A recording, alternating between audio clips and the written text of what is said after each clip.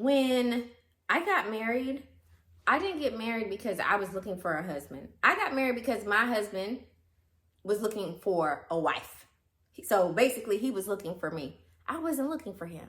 And I believe that's why he came.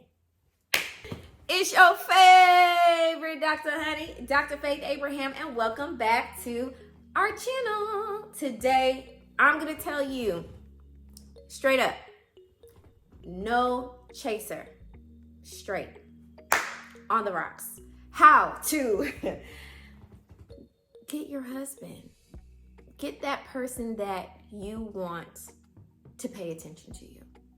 And here's the thing. I know I see a lot of law of attraction, manifest your SP being your special person and all that stuff. But let me tell you, I've been married since I was 23 years old. We celebrated 18 years of marriage in December 2023.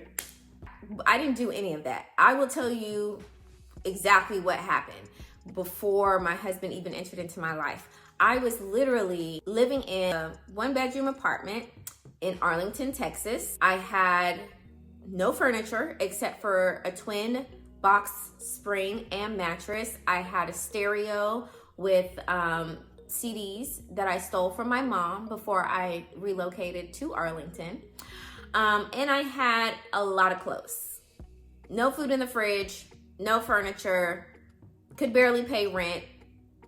Yeah. And I had my Nissan Sentra, which needed a lot of work, like new tires, windshield wipers, and all that stuff. But I couldn't afford to do any of that stuff because I was broke. So I was down bad, okay? Real bad. And I remember just telling God, I had gotten rededicated to Christ around that time, like 22, 23. And I was like, you know what? I don't want a man. I don't want to get married. I'm not interested in any of that stuff. I do not care. It's just me and you. This is what I was telling God. It's just me and you. Me and you. I don't need anybody else. I don't need anybody distracting me. I don't need anybody taking up my time. And this is on the cusp of breaking up with a guy I was talking to. And I remember we were sitting in the car at Starbucks. That was my guilty pleasure, sending me straight to the poorhouse because I had no business or money buying Starbucks drinks. And I don't even think they had like food at that time. It was just drinks. So this is like early 2000s. We were sitting outside of Starbucks. It had closed. We were in the car. Everything my parents would want me to marry was this guy. And I remember sitting in the car and we're, at the Starbucks just laughing. I'm like, oh, this is good. Oh, I think this is my husband. I think this is him. I think this is what it is. I remember I looked off because he had said something and I was laughing, but I was trying not to show. I was laughing like, just kikiing and everything. And I remember looking at the window and I turned and I looked at him. He had the word temptation written across his forehead. I kid you not. I kid you not. And I was like, I looked at him and I said, you know what? I'm not feeling good. Can you take me home? Oh, you already listen. I feel like I want to throw up or something, like something hit my stomach wrong. Girl, I was lying. I was just saying anything so I could get out of that car. At that time, I was also celibate. I had made, after not being celibate, I had made a decision to be celibate, and he was there and that word was written across his forehead. And I was like, oh God, get me out of here.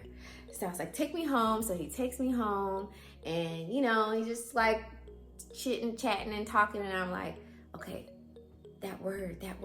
Okay. Yeah. You know what? I'm gonna call you tomorrow, this, that, and the other. I was so scared because I had never had a vision like that to where I've always had dreams.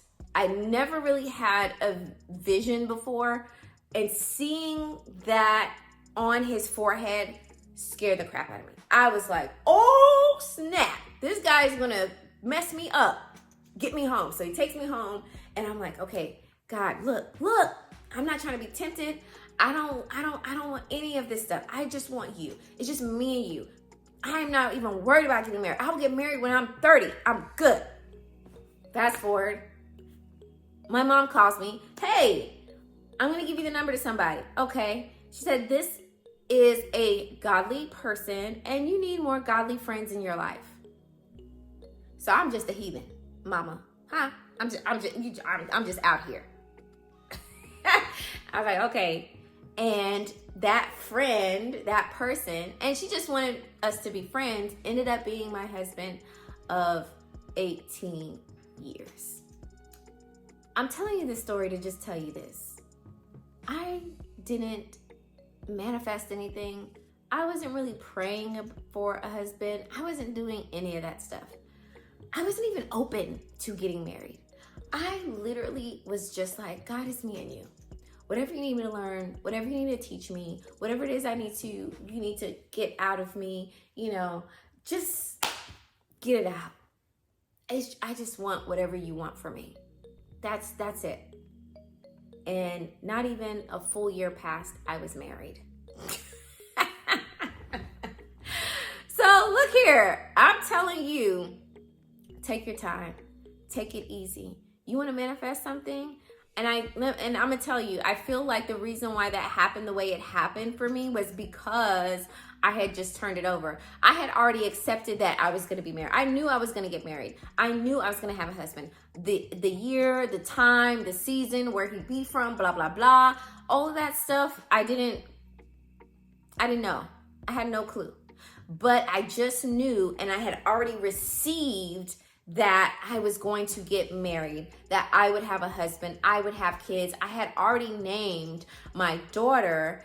I had given her the name Zoe, and I did that when I was 15 years old. Like, when I have a girl, my first girl, her name is going to be Zoe. And I remember my husband asking me, like, okay, so what's the name of your other kids? I don't know. I just know the girl's name. Like, I didn't have like all these plans and stuff like that. Did I have a list? I did have a list, but the list was all superficial stuff. Like, what I got in my husband was even better than the list I created. And he came with stuff that I didn't even know that or realize that I needed. Jesus said in Mark 11, 22 to 24 is the full context of this. You shall have faith in God. That's 22. If you speak to the mountain and you tell the mountain, hey mountain, be ye removed and cast into the sea. If you do not doubt and you believe in your heart that it will be removed and cast into the sea, it will be done for you. 24, believe that you have received it. And when he says mountain, not necessarily a physical mountain. And of course, things get lost in translation. He's talking about a mountain or something that's big, something that's in front of you, something that just looks like a problem, something that looks like it's not going to be solved. That is the mountain. But when you speak to it, you have to believe with your heart and do not doubt. I feel like a lot of times we doubt, is this going to happen for me? Is this the will of God for me? When is it going to happen? I don't know. Can it happen? How? This, that. And so all of those questions are literally reflecting our doubt and our unbelief. But I didn't have that. I just felt like when the time was right, it's going to happen. And it literally did. And it happened way before I even thought, to the point where I had to call my spiritual mom, fast and pray with her for 3 days. And then she had a sign, and then I had a dream.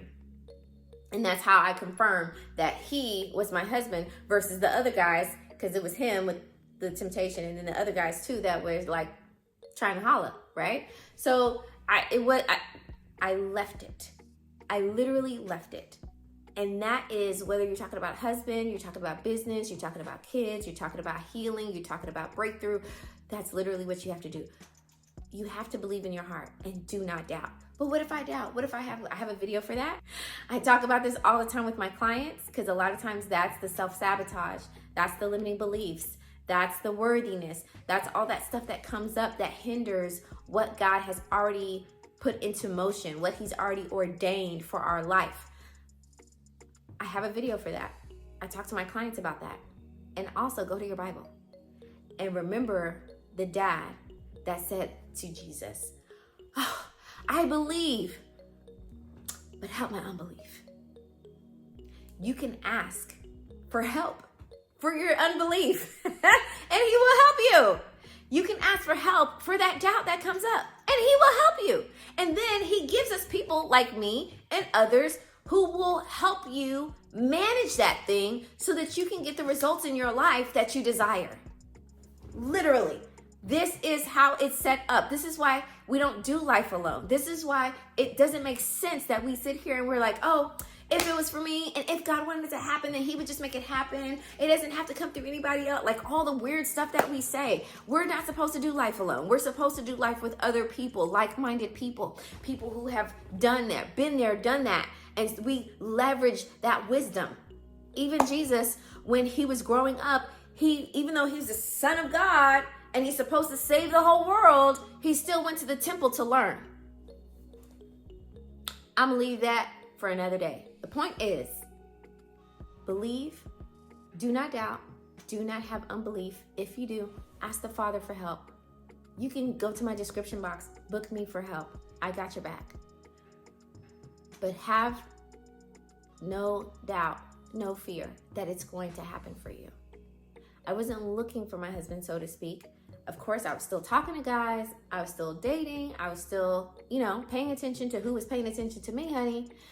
But I wasn't from a place of desperation.